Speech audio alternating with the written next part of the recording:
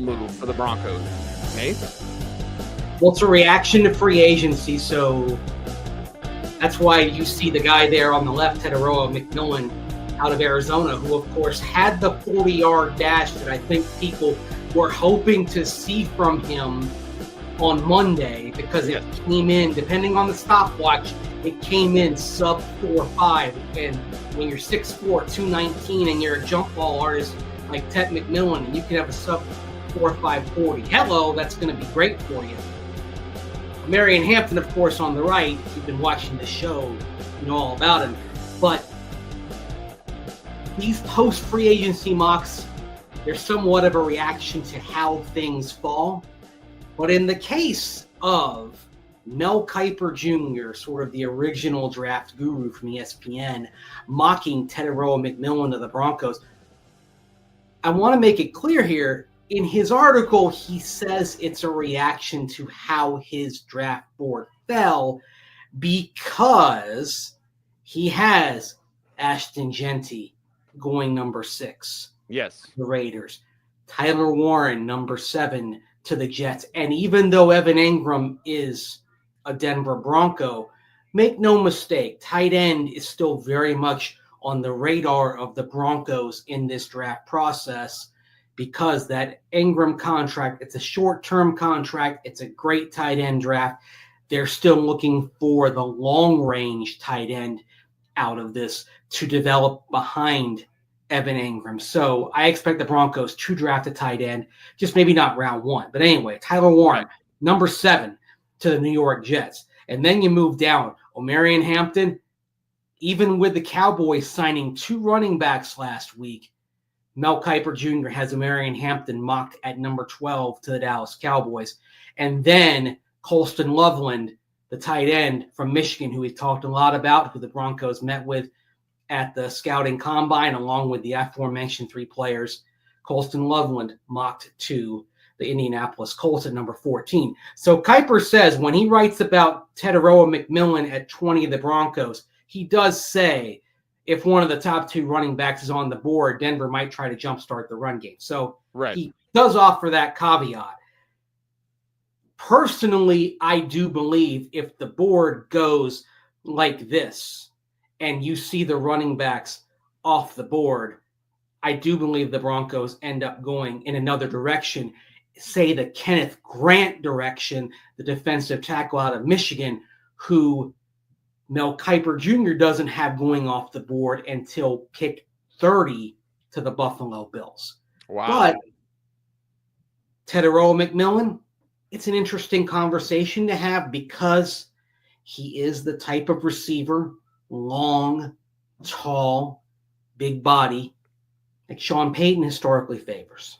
Yes. Yeah, that's a Sean Payton tree. Super quick, and hate to do this on air, Mace, but kind of have to. It's your external mic.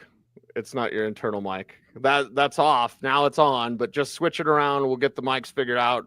Or, we'll figure it out. It's a somewhat live show as Mace and I talk about this latest mock from Mel Kiper. And I like that you frame it that way, Mace, because it is a reaction to... How's that?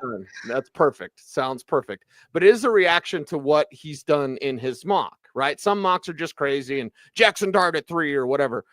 This makes sense based on who's already gone. The Grant thing's different, but Ted McMillan is a really interesting conversation, Mace. I don't know who you see, but I see Mike Evans when I watch him, and I think that one's going to pull on your Tampa Bay heartstrings a little bit.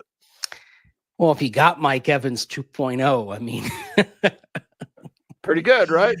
You'd have an all-time receiver in Broncos annals. I hate making that sort of comparison, but say this for Ted McMillan. If you drafted him in the short term, you'd have something really interesting, because if you have him and Cortland Sutton out there at the same time, there really isn't a team in the NFL that has 2 guys in the secondary that can defend both of them, those long, tall, big-bodied jump ball artists. There's nobody that can deal with 2 of them. It's sort of the same problem that teams have if you've got 2 dynamic pass catching tight ends. No one has the resources to contend with both of them. It'd be the same thing with those types of receivers. So in the short term, it would cause some problems. I would say though, in the long term, if the Broncos did draft Teteroa McMillan, we would probably be watching the last year of Cortland Sutton as a Bronco, I would expect. This year would be the passing of the baton, in all likelihood, wide receiver 1 from Cortland Sutton to Teteroa McMillan. Would he even want that? Or would he demand a trade? Because I agree with you. And part of this conversation, honestly, Mace, the largest part, because Ted McMillan at 20, I think is a top 10 pick. Hell yeah, at 20, it'd be BPA. And where's Nick Amanwari? He's already gone. He's already gone on Mel's board, right? Yeah. So Kenneth Grant is the other conversation. But to me, the thickness, the juicy part of this is like, would Court just demand a trade? Because if they try to make him play on 1 year, Mace, I personally don't think he would do that. Yeah, that's tough. If, the negotiations for an extension / restructure, if they end up stalling and they tell him play on the terms, basically play on a 1 year deal, I don't know how he'd react to that. Certainly, it took some conversations between Cortland Sutton and Sean Payton at minicamp last year to get Cortland Sutton back on the page of playing, because he wasn't a part of the team during OTAs. It was voluntary. He chose not to take part in the voluntary work, and then really wasn't doing much of anything on the field during minicamp. And as we've talked about, was saying one set of things when he had a press conference during minicamp and had a completely different tone a day later after minicamp, when he talked at his Healthy Swings event at Coors Field after he had met with Sean Payton. So clearly there were things that changed in the dynamic when he met with Sean Payton. And after that, we learned that was where they worked things out as far as a contract that was not really all that different. It just became incentive based. Yeah. He didn't get a raise. No. Can I have a raise? No. He didn't get a raise. He got incentives that he ended up meeting, to his credit. So, good for him. So he did end up getting a raise when all was said and done, but it was a raise that he had to go out there and earn. But McMillan would change the dynamic. By the way, you mentioned Amanwari. In this mock, Mel had him going 18th to the Seahawks. Another guy who could be somebody the Broncos think about, even though the positional value of this specific position doesn't really lend itself to first round value. That's off-ball linebacker in the first round. Jihad Campbell of Alabama. Mel Kiper Jr. has him going off the board at 19 to Tampa Bay. I know there are some who think that pick would make a lot of sense. You've got Dre Greenlaw coming in. By the way, the Dre Greenlaw contract terms, effectively, the Broncos, if Greenlaw isn't healthy, if he comes in and he gets injured, the Broncos can get out of that contract very quickly after 1 year. So it's a nice structure for the Broncos that gives themselves protection if he's not ready to go, if the injuries pop up again. So it's a nice contract from the Broncos perspective. But it was interesting to look at this draft and how it went. And certainly Ted McMillan is very tempting if the board falls this way. But the two defensive linemen that we know the Broncos have met with in terms of Kenneth Grant, Walter Nolan, they were both on the board, and Mel Kiper Jr. had them passing on him. Interesting call, but it's I think one of the things that makes this draft so fascinating, Cease, is that the Broncos, they can go in a lot of different directions and it would make sense now that they've done what they've done in free agency.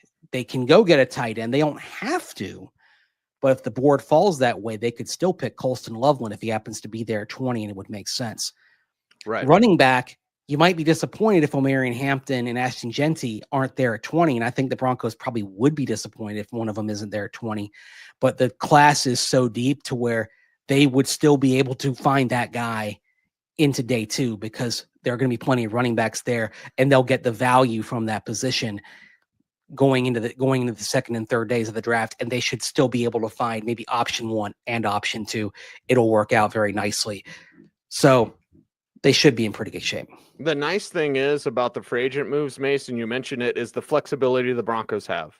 Yeah. They have flexibility where, and as someone who does one mock draft, and it was perfect until Michael Penix's pick last year.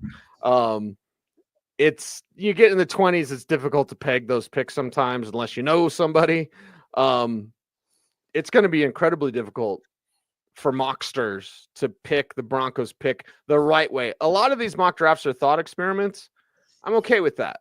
And Mel's reasoning here for Tet McMillan being the Broncos pick based on how the board fell, it's interesting. I still think defensive tackle, running back, tight end. In the first 3 rounds, I want one of each of those. Defensive tackle, running back, tight end. The order, it's up to you. Well, up to George Paton anyway. Yeah.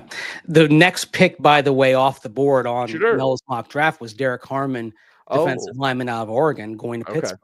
Okay. I saw a mock where Shedeur went 21. That's been kind of a popular mock pick as well. So where did Mel have Shedeur going? Oh, no, Mel had Shedeur going number 3 to the Giants. Ah, very good. Very good. Yep. Had Cam going number 1 to Tennessee, Abdul Carter number 2 to Cleveland, Shedeur number 3 to the Giants. And Travis Hunter number 4 to New England. The 4 spot's going to be so interesting if Travis Hunter falls to that position, because if you're the Patriots, you have to weigh your profound needs up front on the offensive line and your profound need to protect Drake May with someone like Travis Hunter, who is a unicorn and would be a weapon. See, with Tet McMillan in this mock draft, and I think the real draft, Tet McMillan is almost certainly going to be the first pure wide receiver to go off the board. But if we categorize Travis Hunter as a receiver, he will be wide receiver 2. But we know, of course, Travis Hunter is a unicorn, corner, wide receiver. But with all respect to Tet McMillan, I think being behind Travis Hunter is fair, because as good as Tet McMillan is, there are things dynamically that Travis Hunter can do at the wide receiver position that Tet McMillan can't. So 20, I think 20 for Tet McMillan is very nice value here. Yeah. But to me, it's almost an Ashton Genty, like he's not going to be there. Yeah. He could. In fact, 4 is an option for Tet McMillan. Do you want that weapon? Do you want that? Okay, maybe not Mike Evans. Do you want a Drake London for Drake May? Ooh. Well, we saw and obviously there was the advantage of cohesion from LSU, but we saw what getting Joe Burrow, the weapon in his second year in Jamar Chase, did for him in Cincinnati. Yes. Now, that being said, Jamar Chase was a special receiving prospect. Tet McMillan's not on that level. Drake London, Michael Pittman. I think those are fair assessments. There is some Mike Evans, my opinion, to his game. But if you say Drake London, Michael Pittman, that's worth a top 10 pick in my eyes. It's definitely worth a top 20 pick. Yeah. And it would change some stuff for the Broncos because he can also play big slot. They played him at power slot at Arizona in addition to X. So if you play him at big slot, what do you do with Evan Engram then in the short term? Exactly. That's right. Well, and because he's an X, guess who plays X? Cortland Sutton. So he's kind of complicated there. At least in the short term. But you've got your long-term plan. Yeah. I think the Cortland Sutton replacement, if you can have it in a few years, is Devon Vele. A few years, though, is an interesting game to play with Vele because of his age. His contract is up and his age, right? Yeah, I mean, Devon Vele is going to be 28 years old in December. Well, then would you say the replacement's not on the roster then? Possibly. I mean, the Devon Vele can work out very nicely. Devon Vele is going to be 30 years old when he hits free agency. Okay.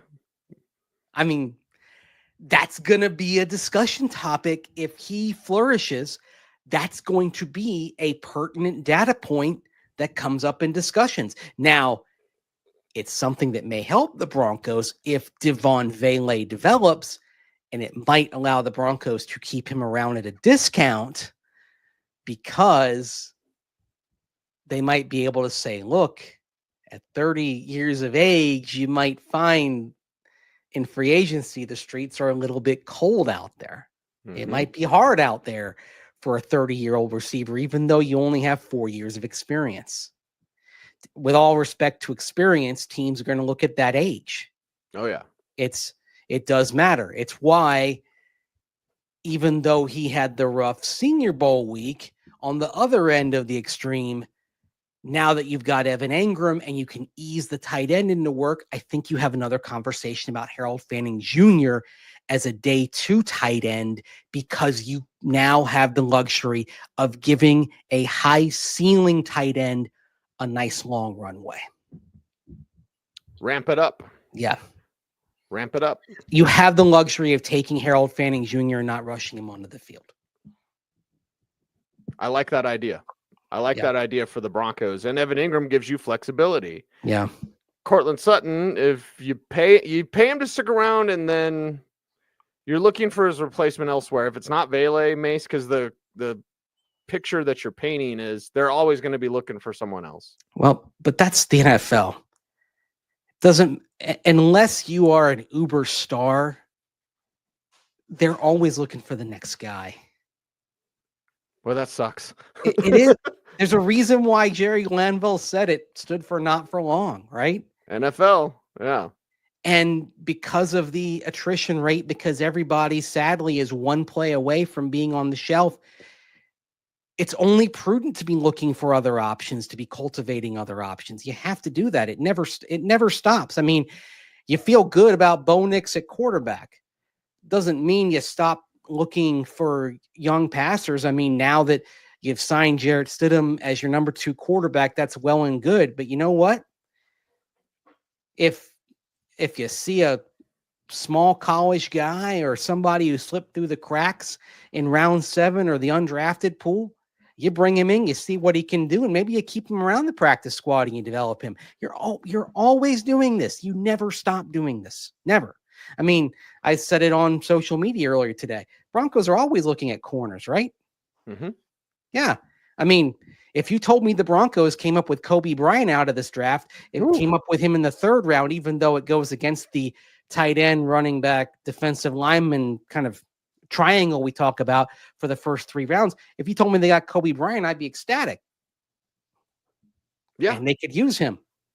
He would probably get some playing time. He'd probably find his way to be useful, because you can never have too many corners.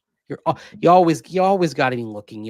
Certain positions, especially like corner, you are always looking. Always on the hunt.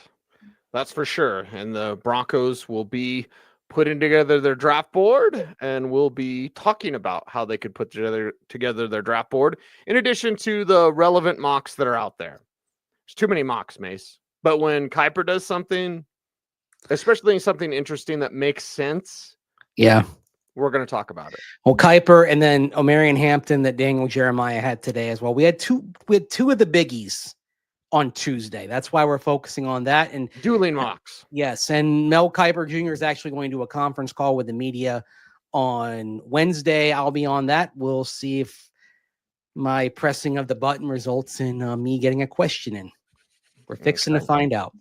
We're waiting with great interest. And in addition to that, we're looking for your help on YouTube. Mace, how can folks help us out? Like, comment, share, subscribe, hit that notification bell, so that you never miss vid.